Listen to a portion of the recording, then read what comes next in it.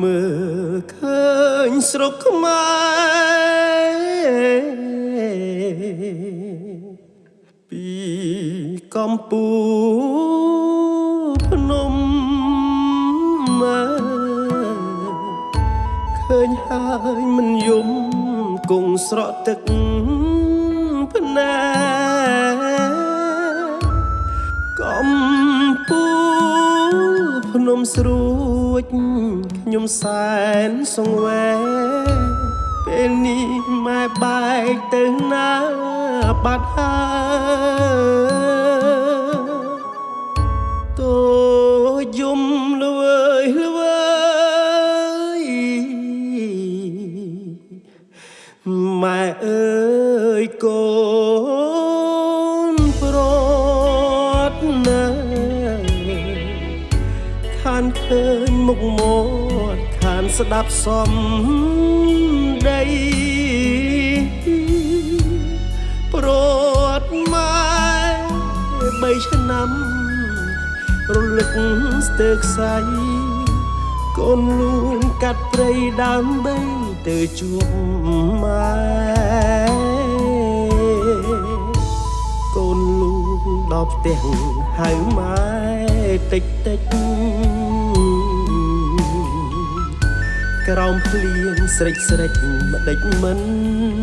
ឃើញម៉ែពុតធោផ្ទះខ្ញុំគ្មានសល់អ្វីទេបាត់រូបអ្នកម្ដាយទៅណាបាត់ហើយអ្នកណាមិនយំហើយចុះខ្ញុំយំស្រណំខានឃើញមុខម៉ែអើយម៉ែចាស់ជរីណាស់ហើយម៉ែអើយប្រត់ស្លាប់ឬប្រត់រស់ម៉ែ